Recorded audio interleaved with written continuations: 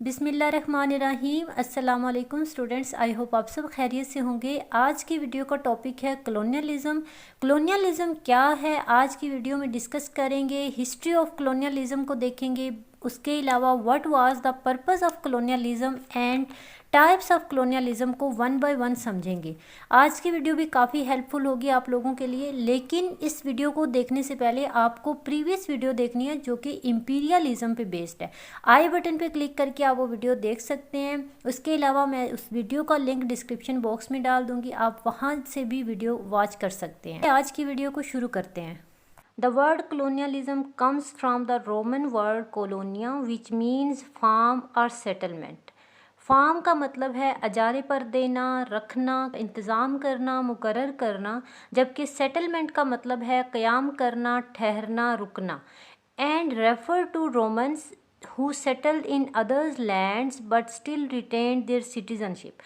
ये वर्ड कोलोनिया जो है, जिसका मतलब है फार्म या फिर सेटलमेंट, ये रोमन्स को रेफ़र करता है जो कि दूसरे मुल्कों के अंदर जाकर रहते थे but still retain their citizenship, लेकिन अपनी सिटीज़नशिप जो थी उसको भी रिटेन रखते थे। ठीक है, अभी हम बात करते हैं कॉलोनियलिज़म की डेफिनेशन के बारे में। कॉलोनियलिज़म क्या है? कॉलोनियलिज़म की दो डेफिनेशंस हैं। One is colonialism is where one country physically exerts complete control over another country. Second example है colonialism is controlled by one power over a dependent area or people। जब एक पावरफुल कंट्री या फिर powerful लोग दूसरे मुल्कों पर या दूसरे लोगों पर कब्जा कर ले तो उसको हम colonialism कहते हैं। जब एक कंट्री दूसरी कंट्री पर तशद्दुद करके उन पर चढ़ाई करे उसको कॉलोनियलिज़म कहते हैं, और वहाँ की ज़मीन को, वहाँ के सिस्टम्स को, वहाँ की पावर को अपना कहना शुरू कर दे और वहाँ पर अपने लोग भेज दें उस लैंड पर रहने के लिए, और उनके थ्रू वहाँ के जो पावर है, वहाँ की जो लैंड है, वहाँ के जो असासे हैं, वहाँ का जो एक प्रॉपर कल्चर है उसको एक्सप्लॉइट करना शुरू कर दे तो इसको हम कॉलोनियलिज़म कहते हैं।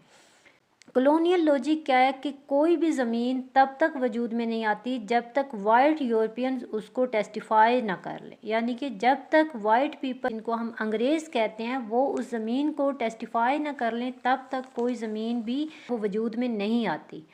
अभी हम कॉलोनियलिज़म को समझ रहे हैं। जैसा कि हमने समझा कि किसी भी पावरफुल कंट्री के लोग जो हैं, कोई भी पावरफुल कंट्री किसी भी दूसरे मुल्क पर अपने लोग भेज के, ठीक है, वहाँ का कल्चर, वहाँ की लैंग्वेज, वहाँ का पॉलिटिकल सिस्टम पर अपना इन्फ्लुएंस डालना शुरू कर ले, यानी कि टोटली वहाँ पर कब्ज़ा कर ले, इवन लोगों की सोच पर कब्ज़ा कर ले, तो उसको कॉलोनियलिज़म कहते हैं।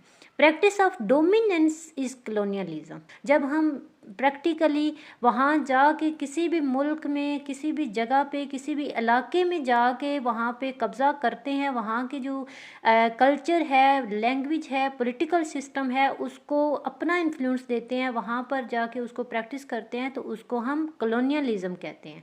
लेकिन इस सब प्रैक्टिस के पीछे जो एक आइडिया होता है, प्लान होता है, उस प्लान को इंपीरियलिज़म कहते हैं। ठीक है, आई होप अब आपको कॉलोनियलिज़म की अच्छे से समझ आई होगी कि बेसिकली कॉलोनियलिज़म है क्या। अभी हम कॉलोनियलिज़म की हिस्ट्री को देख लेते हैं ताकि हमें अच्छे से समझ आए।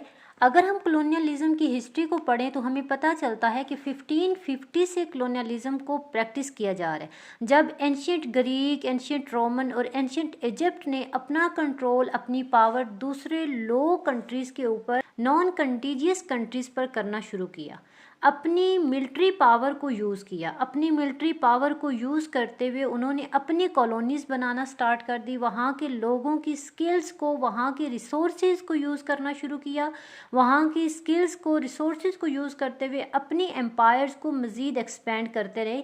ठीक है, कॉलोनियलिज़म का पहला जो फेज़ था वो 15th सेंचुरी में शुरू हुआ। इस टाइम पीरियड को एज ऑफ डिस्कवरी भी कहा जाता है। नए नए ट्रेडिंग रूट्स ढूंढते ढूंढते नॉर्थ अफ्रीका को कॉलोनाइज किया गया। 1492 में स्पेनिश एक्सप्लोरर क्रिस्टोफर कोलंबस, ये निकले तो एशिया के एरियाज़ की तलाश में थे, लेकिन अमेरिका पहुंच गए। उस टाइम अमेरिका में बहुत सारे लोग थे, बहुत सारी आबादी थी, इसके बावजूद 1550 में क्रिस्टोफर कोलंबस ने उसे क्लेम किया। वहाँ पर अपनी कॉलोनीज बनाई। इस तरह यूरोपियन पावर्स और उनका जुल्म जो है वो अमेरिका में पहुँच गया, वहाँ रिसोर्सेज को, वहाँ के लोगों को एक्सप्लॉइट किया गया। इस तरह से पहली 1550 में पहली कॉलोनी बनाई गई। फिर 17वीं सेंचुरी में कॉलोनियलिज्म जो है दोबारा फ्लोरिश हुई। स्टूडेंट्स यहाँ पे एक पॉइंट याद रखना है आपको कि ब्रिटिश पावर जो है उनके बारे में एक कोटेशन है, the empire on which the sun never set. ये इस कोटेशन के हवाले से भी ब्रिटिश पावर को जाना जाता है। ये तो थी थोड़ी ब्रीफ हिस्ट्री कॉलोनियलिज्म के बारे में, आई होप आपको समझ आई होगी।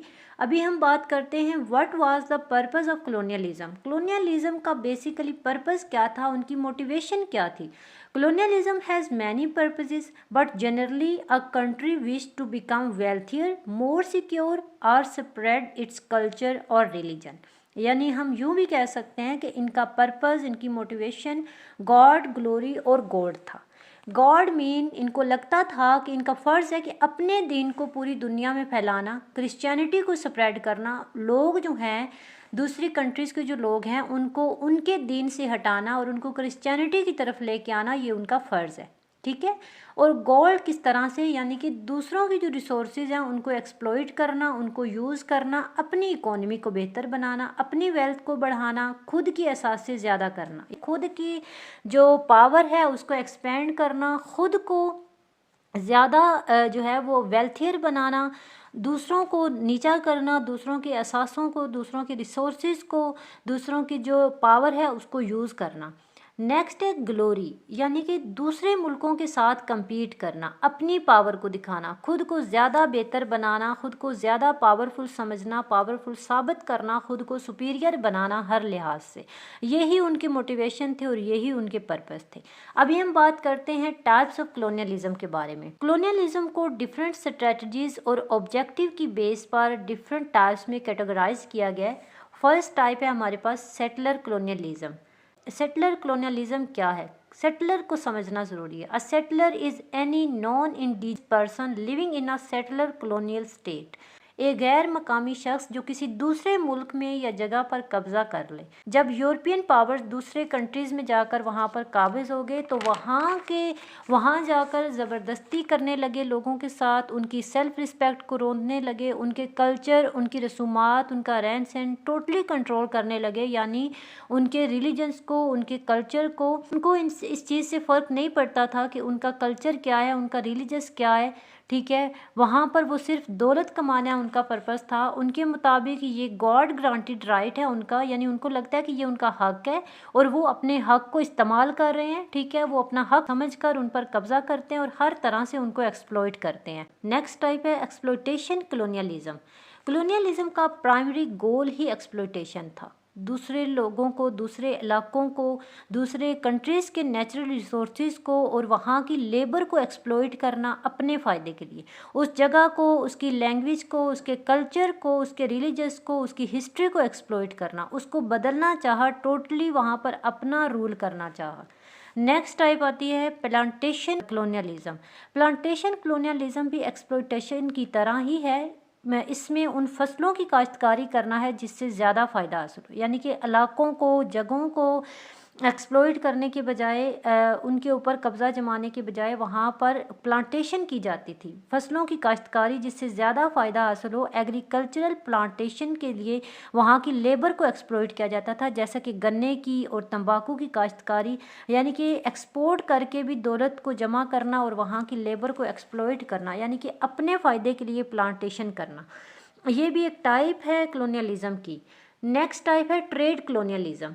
ट्रेड कॉलोनियलिज्म में इलाकों को, जगहों को कंट्रोल करने के बजाय किसी भी मुल्क के तजारती रास्तों और तजारती मफादात को कंट्रोल करने पर तवज्जो दी जाती है। यानी कि ट्रेड कॉलोनियलिज्म एक इस तरह की टाइप है जिसमें जगहों को कॉलोनाइज नहीं किया जाता, ना ही इलाकों को, ना ही लैंड, कल्चर, रिलीजस, किसी तरह से भी इस चीज़ को एक्सप्लॉइट नहीं किया जाता, बल्कि सिर्फ वहाँ पर वहाँ के तजारती रास्ते जो हैं, वहाँ के जो तजारती मफादात हैं, उनको कंट्रोल करने पर तवज्जो दी जाती है। कॉलोनाइजर जो हैं वो अपने फ़ायदे के लिए तजारती मराकज़ बनाते हैं और किले बनाते हैं और मोस्टली जो मकामी पावर होती है उनके साथ यूनिटी रखते हैं ताकि ज़्यादा से ज़्यादा फ़ायदा हासिल कर सकें। यानी कि तजारत के ज़रिए भी कॉलोनाइज़ किया गया काफ़ी ज़्यादा इलाकों को। नेक्स्ट टाइप है इंटरनल कॉलोनियलिज्म। इंटरनल कलोनियलिज्म क्या है, यानी कि ये मुल्क के अंदर होता है, ये एक मुल्क के अंदर की कलोनियलिज्म है। जब एक डोमिनेंट ग्रुप जो है एक माइनर ग्रुप को एक्सप्लॉइट करता है, उनको कलोनाइज्ड पीपल समझते हैं, उसमें इकोनॉमिक, पॉलिटिकल और कल्चरल डोमिनेशंस हैं, जैसे अमेरिका और कनाडा जैसे इन रियासतों के ज़रिए अमरीकी मकामी लोगों का बर्ताव। ठीक है, ये टाइप्स ऑफ कलोनियलिज्म जो कि डिफरेंट तरीके से कलोनाइजर्स और कलोनाइज्ड पर इम्पैक्ट रखती हैं और ये ही हिस्ट्री और प्रेजेंट रिलेशंस को शेप देती हैं। आई होप आज की वीडियो आप लोगों के लिए काफ़ी ज़्यादा हेल्पफुल होगी।